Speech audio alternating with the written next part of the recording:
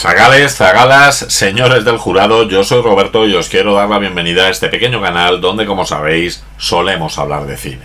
Hace unos vídeos comentaba cómo existen diferentes héroes dentro del cine de ciencia ficción y realmente me di cuenta de la gran amplitud que tiene este género que personalmente tanto me gusta. El cine de ciencia ficción es un universo en sí mismo, lleno de posibilidades que van desde lo épico hasta lo filosófico, pasando por lo aterrador y por lo absurdo.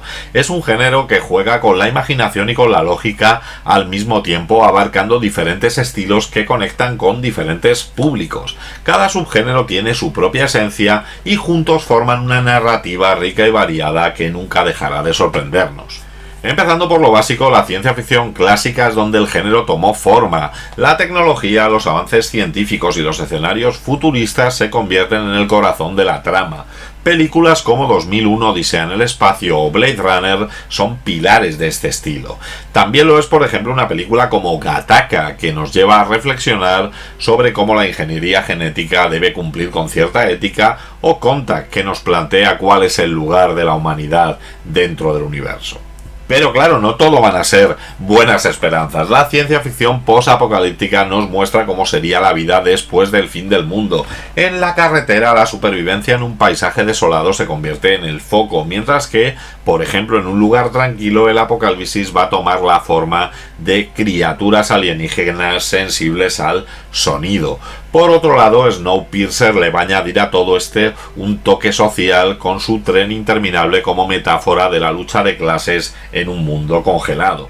Mundos como los de Mad Max, Equilibrium, Hijos de los Hombres o incluso los Juegos del Hambre, donde la humanidad lucha por sobrevivir en escenarios marcados por el caos, la opresión o la devastación ambiental. Estas historias, aunque ficticias, son el reflejo de los temores que nos va a ir dando la sociedad actual. En contraste tenemos la Space Opera, un mundo que nos invita a soñar a lo grande. Aquí ya no se va a tratar de realismo, sino de épica, naves espaciales, héroes, villanos y aventuras que tienen lugar en galaxias muy lejanas. Star Wars, la Guerra de las Galaxias, sería la que abriría el camino y se convirtió en el ejemplo perfecto de este tipo de películas. Pero otras películas como Flash Gordon, Dune o incluso Guardianes de la Galaxia nos han seguido mostrando aventuras fantásticas en un ambiente espacial. De hecho, algunos piensan que estas películas no corresponden con la ciencia ficción, que es simplemente fantasía, sobre todo los seguidores de la ciencia ficción hard, una parte de la ciencia ficción que pone un énfasis especial en la precisión científica, películas como Interestelar o The Martian, donde los datos y las teorías que aparecen son tan importantes como la propia narrativa de la película. A este grupo pertenecería también, por ejemplo, la película Gravity, que nos va a mostrar un retrato técnicamente impecable de cómo sería la vida en el espacio. Pero bueno, también tenemos terrenos más desafiantes como el cyberpunk, un género lleno de estilo, lleno de reflexiones sobre la diferente relación entre los humanos y la tecnología y cómo coexistir. Todo empapado en neón y melancolía, desde los replicantes de Blade Runner hasta los rebeldes de The Matrix o mucho más recientemente películas como Upgrade o Ghost in the Shell siguen mostrándonos cómo puede relacionarse el ser humano con la máquina. Pero también puede ser una ciencia ficción socialmente consciente y puede utilizar estos elementos futuristas para hablarnos de problemas actuales. Distrito 9, por ejemplo, aborda la xenofobia y la segregación desde los ojos de una invasión alienígena, mientras que la serie Black Mirror nos pone enfrente a nuestras obsesiones tecnológicas y cómo podrían volverse en nuestra contra. Incluso otras películas como Her exploran las relaciones humanas con la inteligencia artificial y cómo podría desarrollarse esto en un futuro. Claro que tampoco hace falta que todo sea serio y la ciencia ficción nos ha sabido hacer reír. Películas como La loca historia de las galaxias, Héroes fuera de órbita o Men in Black juegan con los clichés del género mientras ofrecen aventuras en un ambiente divertido. Dentro de esta categoría a mí siempre me gusta destacar La guía del autoestopista galáctico, basada en la novela de Douglas Adams, que es una joya que mezcla el humor absurdo con la ciencia ficción imaginativa.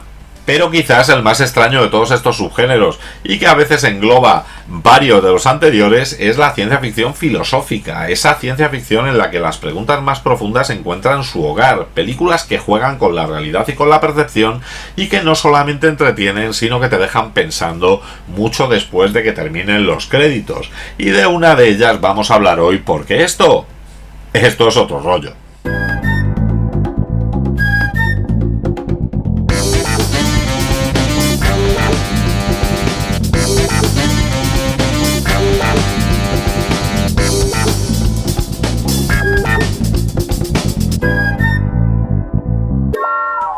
Entre los años 2003 y 2005, luego explicaré esto, llegó a nuestras pantallas la película de Vincenzo Natali, Cypher. Morgan Sullivan es un hombre normal que busca escapar de la vida monótona y aburrida en el suburbio que vive, y para ello va a buscar un trabajo como espía corporativo para una megacorporación llamada Digicorp. Su misión inicial parece sencilla: deberá asistir a conferencias y grabar las presentaciones que allí se produzcan, pero sin embargo pronto va a descubrir que estas tareas son una fachada para algo mucho más oscuro. A medida que se sumerge en el mundo del espionaje industrial, Morgan va a comenzar a experimentar cambios en su percepción y en su memoria, se empezará a cuestionar su identidad y empezará a cuestionarse cuáles son los verdaderos propósitos detrás de su empleo. En medio de esta confusión aparecerá Rita Foster, una mujer enigmática que le advierte sobre una red de engaños y conspiraciones mucho más compleja de lo que él se imaginaba. Juntos intentan desentrañar un entramado de manipulación psicológica, enfrentándose a lealtades divididas y a la lucha por poder recuperar el control de sus vidas. Tú no vas a hacer ese viaje, Morgan. Lo siento. ¿Cómo que no voy a hacerlo? Mi padre quiere que vayas mañana a su despacho. Tener un puesto en su compañía es más importante que un mísero trabajo de colaborador. En el año 2000, tras haber sorprendido al mundo con su ópera prima Cube del año 97, el director canadiense Vincenzo Natali estuvo a punto de conseguir que su segunda película fuera Splice. Pero era un proyecto ambicioso y no conseguía financiación. De hecho, no conseguiría rodar esta película hasta el año 2009. Entonces decidió que debería buscar otro proyecto más asumible para poder continuar con su carrera. El guionista Brian King, que había colaborado con él en un proyecto para la Warner Bros. Que no llegó a buen puerto, inició una buena amistad con él y no fue de extrañar que le mostrara el guión en el que estaba trabajando, una historia llamada Company Man. Natali pensó que era un guión brillante, le encantó esa historia de espías con un toque filosófico. La historia presentada por Brian King era muy sencilla: un hombre que viajaba de una convención a otra, pero al que todo le comienza a parecer lo mismo hasta que llega un momento en el que pierde su sentido de la identidad. Este concepto le gustó a Natali, que pensó que podría explorar la deshumanización y el control corporativo en un mundo tecnológicamente más avanzado que el nuestro. Natali quería expandir su alcance narrativo y visual, trabajando con un presupuesto limitado pero con una visión ambiciosa para un thriller de ciencia ficción íntimo y reflexivo. Transmisión, señor Thursby. La señal era clara. Quizá pueda hacer algo más en el próximo viaje. Creo que estoy capacitado para algo más importante. El miércoles que viene le enviaremos a Omaha. ¿A Omaha? Hará el mismo trabajo que ha hecho en Buffalo. En un primer momento, Natali contactó con algunas productoras canadienses que no se mostraron demasiado interesados en el proyecto porque lo encontraban demasiado hollywoodiense, así que allí tuvo que dirigirse Vincenzo, que contactó con varias productoras que mostraron interés en el proyecto. Sería la productora Pandora la que se quedaría con él por, en principio, ser la más agresiva y además tener el dinero para poder comenzar de inmediato el rodaje del film.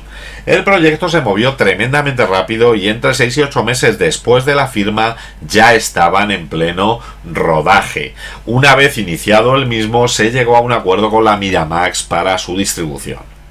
Se realizaron múltiples pruebas a un gran número de actores para el papel protagonista del agente doble Morgan Sullivan, seleccionando a Jeremy Northam, un actor que en ese momento se encontraba en un momento de su carrera ascendente y al que consideraron como uno de los mejores disponibles, dado que era capaz de mostrar, por un lado, esa faceta vulnerable, pero la suficiente ambigüedad moral para el papel. Muy claro.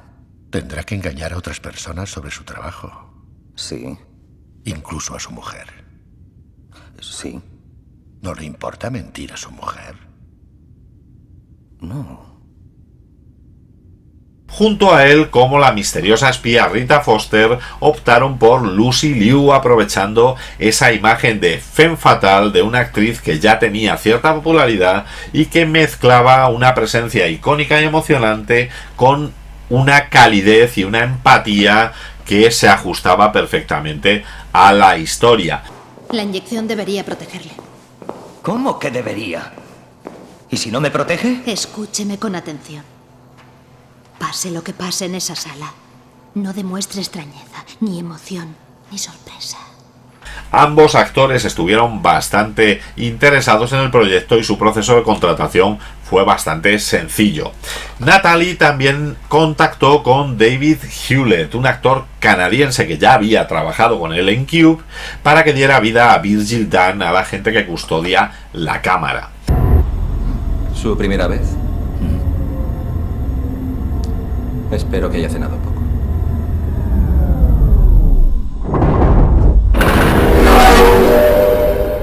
Con el tiempo, Hewlett se acabaría convirtiendo en el actor fetiche de Natalie, trabajando con él en Splice, en Haunter y en otros trabajos del director canadiense. Pero también se convirtió en un personaje popular para los aficionados al cine de ciencia ficción por su aparición como el Dr. McKay en la serie Stargate Atlantis. Completando el reparto tendríamos a Nigel Bennett como Finster, un agente de la Digicorp Technologies, a Timothy Weaver como Callaway, el agente equivalente de la empresa Sunway System, de su competidor, Christina Nicole como Amy, la mujer de Morgan, y Carrie Matchett en el papel de Diane, una agente contratada para fingir ser la mujer de Morgan. Con un presupuesto de 7,5 millones, la película comenzó a rodarse a mediados del año 2001 en Toronto. El presupuesto era un presupuesto muy limitado comparado con otros estrenos del momento. Minority Report, por ejemplo, costó $102 millones y Muere otro día, la entrega de la saga de James Bond, tuvo un presupuesto de 142 millones, por lo cual Cypher se convirtió en una producción muy rápida y muy barata. Eso sí, Natalie exprimió hasta el último centavo. Una de las razones por las que quería hacer Cypher era el hecho de que su ópera prima, Cube, estaba rodada en un único escenario, basando su trama en las relaciones de los personajes, pero sin embargo esta película le iba a permitir tener escenas en diferentes lugares de Estados Unidos, bajo tierra, en el agua, en el cielo, y esto lo encontraba tremendamente divertido. Además, comparado con los $365,000 canadienses que había tenido para hacer Cube, el presupuesto de 7 millones le dio mucha más facilidad y hizo mucho más llevadero su trabajo como director. Natalie quiso estar bien rodeado de gente de confianza y por ello repitió con gran parte del equipo que había trabajado con él en Cube. Contó de nuevo con Derek Rogers como director de fotografía, con Jasna Stefanovic para el diseño de producción, el editor de sonido Stephen Barden y la supervisión de efectos visuales por Bob Monroe de la compañía Core Digital Picture. Rogers utilizó todo tipo de trucos de cámara para darle a la película el look deseado por Natalie y sobre todo para introducirnos en esa paranoia que afecta al personaje, como el uso de lentes periscopio, filtros de parpadeo, lentes oscilantes e inclinables, lentes gran angular e incluso una lente snorkel que sería introducida por la boca y la nariz de Jeremy Northam. Tuvo además dos claras inspiraciones. Por una parte, para el arranque se fijó en la película Lemmy contra Alphaville del año 1965, pensando que este look monocromático convertiría la película en auténtico cine negro. Posteriormente, cuando vamos incorporando el color, tuvo un gran referente en 2001 Odisea en el espacio, y es que cuando empieza el suspense empieza a utilizar colores saturados que van a reflejar el estado emocional de los protagonistas. Los decorados además también están muy influenciados por el estilo de las películas futuristas de los años 60, sobre todo en estas producciones de Stanley Kubrick. Natalie, por su parte, declaró que tomó como guía la película El proceso de Orson Welles del año 1962 y que también se inspiró en la novela El señor de las moscas. Por aquel entonces Lucy Liu arrastraba una fama de ser una actriz muy difícil, especialmente por sus enfrentamientos con Bill Murray en el set de Los Ángeles de Charlie. Pero sin embargo Natalie ha declarado en algunas entrevistas que la actriz fue tremendamente profesional durante el rodaje de Cypher.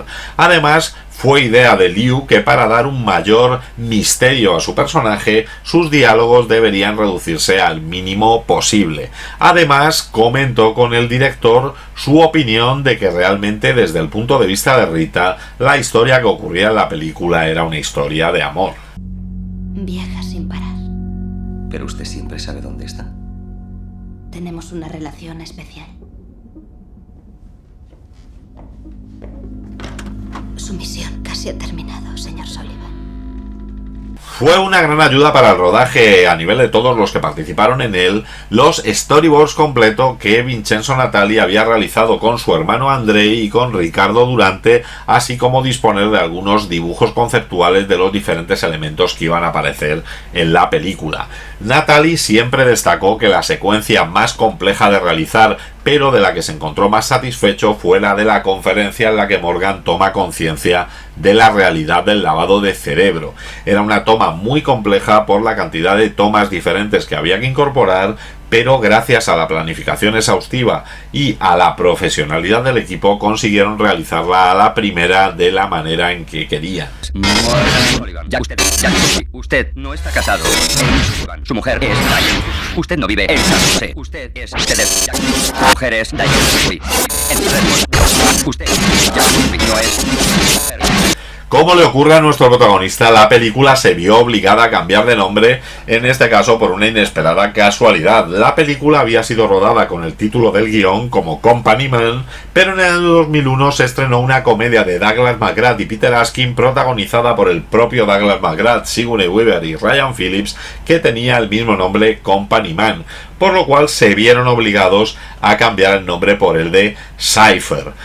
Cypher es una forma de referirse a un trabajador, a un don nadie que pasa completamente desapercibido en una gran corporación, que es solo un número, a Cypher. Curiosamente se puede también encontrar información en internet sobre esta película con el título de Brainstorm, un nombre que ya había sido utilizado por una película de los años 80. Y además, según el director, este nombre no tenía ningún sentido, pero sin embargo fue utilizado en los estrenos en países como Finlandia o Suecia. Natali fue bastante reacio a firmar el contrato de distribución con Miramax hasta que no se hubiera finalizado el rodaje. Trataba así de evitar las famosas interferencias que los hermanos Weinstein tenían en los rodajes y por las que eran tremendamente conocidos.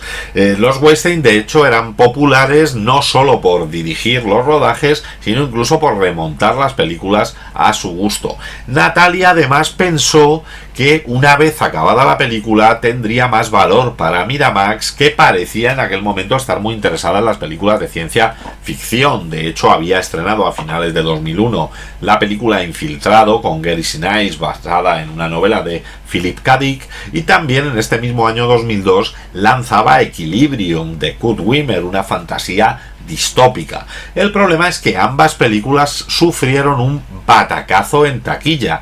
Así, tras una postproducción de 9 meses y con la película finalizada, lamentablemente se encontraron con que la Miramax sí pudo interferir en el desarrollo de la película porque se negó a estrenarla en los Estados Unidos. De hecho, la película no llegó a los Estados Unidos, no llegó al espectador americano, hasta que la Disney compró Miramax y lanzó la película en el año 2005 en formato DVD. En otros países del mundo sí tuvimos más suerte y la película logró ser estrenada en salas de cine. En España de hecho se estrenó el 30 de abril del año 2004 y en otros países como Japón o Francia ya incluso se había estrenado en el año 2003. Ahora mismo. Pero me voy a mi casa de verdad. Su casa de verdad ya no existe, Morgan. ¿Qué dice? ¿De qué habla? Su mujer ha puesto su casa en venta. Su abogado lleva varios días detrás de usted. Ella solicitó el divorcio hace 3 días. Donde sí tuvo bastante éxito esta película fue en su paso por los festivales de cine. Jeremy Northam ganó el premio a Mejor Actor en el Festival de Cine de Sitges del año 2002. También La película ganó el Cuervo de Oro, el premio a la mejor película del Festival Internacional de Cine Fantástico de Bruselas del año 2003. Ese mismo año, en el Fantasporto, la película logró 3 galardones: el premio especial del jurado compartido con la película Rokugatsu no Ebi, Serpientes de Junio, el premio de mejor actor para Jeremy Northam y el premio a mejores efectos especiales para Brett Culp y Bob Monroe. La película recibió críticas mixtas. Algunos medios como Empire o DVD Talk elogiaron su narrativa intrigante y su homenaje a la ciencia ficción clásica y la llegaron a comparar con obras de Philip K. Dick y con películas como The Matrix o como El mensajero del miedo. Sin embargo, otros críticos señalaron que la complejidad de su trama resultaba confusa y esto hacía que redujese muchísimo el impacto emocional de los personajes. Según su neurografía, usted miente.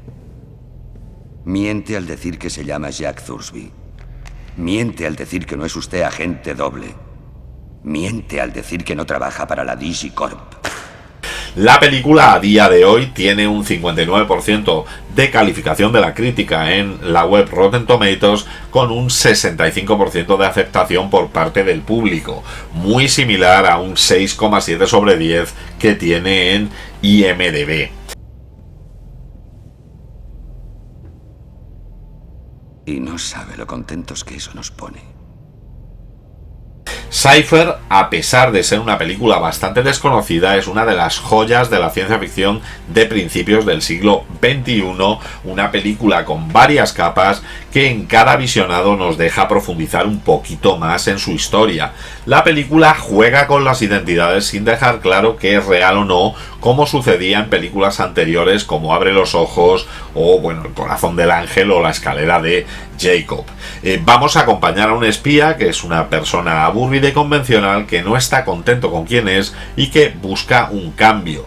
Y vamos a ver cómo con el paso del tiempo, con el uso de estas identidades, va a ir evolucionando de ese hombre tímido que vemos al principio a una persona sofisticada y popular en el ambiente de estas convenciones, donde deja salir a este hombre seguro de sí mismo que lleva dentro, que bebe whisky, que fuma y que rebosa carisma. Ginger ale.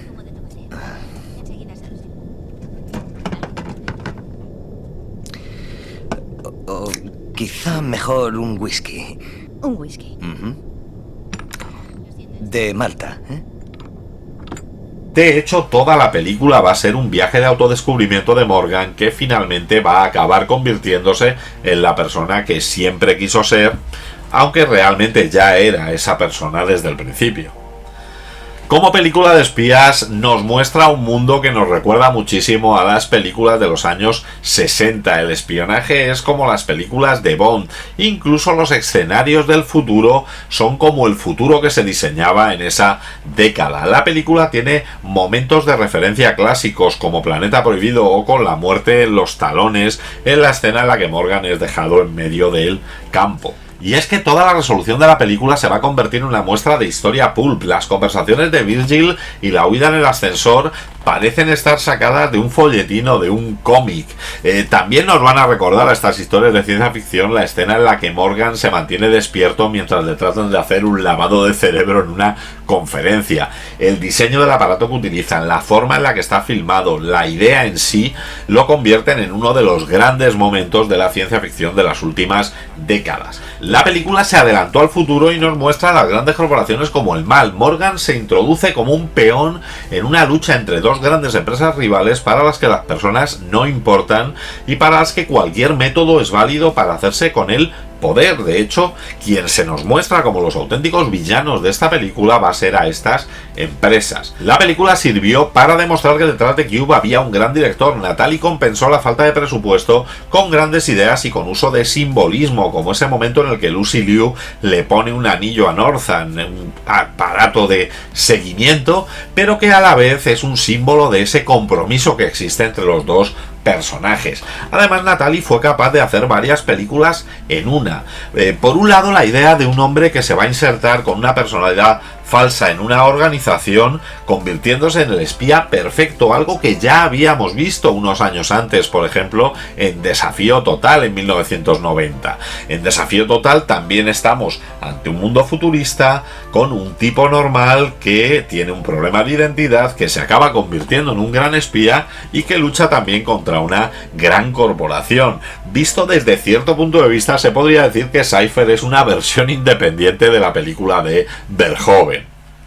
Pero por otro lado, Cypher también es una historia de amor. De hecho, Lucy Liu siempre defendió esta postura. Morgan va a llegar a arriesgar su vida y a arriesgar su propia identidad para salvar a Rita. Desde el primer momento, Morgan está atraído por ella, está enamorado de ella y ya nos deja claro en sus primeras respuestas a Digicorp que a él no le importa mentir a su mujer, quizá porque sabe que no la quiere. Bueno, luego de hecho sabremos que la mujer realmente es una ayudante suya que finge ser su mujer. Además veremos cómo la película va a comenzar de una manera monocromática y cómo el color va a ir apareciendo en paralelo al avance de la trama. En un primer momento lo único que aparece en color es este libro de viaje por los mares del sur, como la muestra de que es lo único real que está ocurriendo, y según Morgan va descubriendo la verdad sobre las cosas, el color irá surgiendo, acabando la película con una escena realmente muy colorida. La película además tiene un giro final, algo que estaba muy de moda en aquel momento, que funciona de maravilla y que le da sentido a toda la película. Es cierto que hay que destacar sobre todo en Cypher el tremendo guión que no deja cabos sueltos y que permite disfrutar de la película una y otra vez. Cypher recuerda muchísimo a las películas paranoicas de la década de los 70, las producciones de Frankenheimer como Plan Diabólico, El Mensajero del Miedo o 7 días de mayo, películas llenas de conspiraciones, de agentes secretos y de cambios de identidad. Realmente se puede decir que es la adaptación de estas historias en el mundo de la ciencia ficción. Me pagó para contratarle, para que usted fuera su peón en cuanto le enviaran a la Sandwich. No creerá que le contraté porque me impresionó, ¿verdad? Y lógicamente se convirtió en una película de culto, probablemente junto con Gattaca del año 97, Dark City del año 98, Primer de 2004 e incluso también del 97 la propia Cube de Vincenzo Natali. Es de lo mejorcito de la ciencia ficción de los 2000, al menos de esta ciencia ficción que va más allá de los efectos especiales y que nos da una historia de acción y aventura, dejándonos un pozo en el que pensar. ¿Y a vosotros qué os parece Cypher? ¿Es una gran película o es una más del montón? Dejádmelo en la caja de comentarios. Si os ha gustado el vídeo, dadle al like, suscribíos al canal para más contenido como este y no dudéis en pasar por la sección Canales que me enrollan dentro de mi canal, donde encontraréis compañeros que hablan de cine, incluso a veces mejor que yo. Y como siempre digo, parafraseando a Typical, en el próximo programa hablaremos del gobierno. Muy bien amigos, se acaba la semana, los domingos por la tarde aquí partimos pana. ¿Te lo has pasado bien? ¿Aún te quedan ganas? Roberto te cuenta más movidas raras. Esto es otro rollo, ahora a la cama, a dormir, a ver cine o haz lo que hagas. Dentro de 7 días otra pasada con más pelis guapas para analizarlas. Esto es otro rollo, verano, invierno. Esto es otro rollo, aquí siempre despierto. Esto es otro rollo, lo estás sintiendo. La semana que viene hablaremos del gobierno.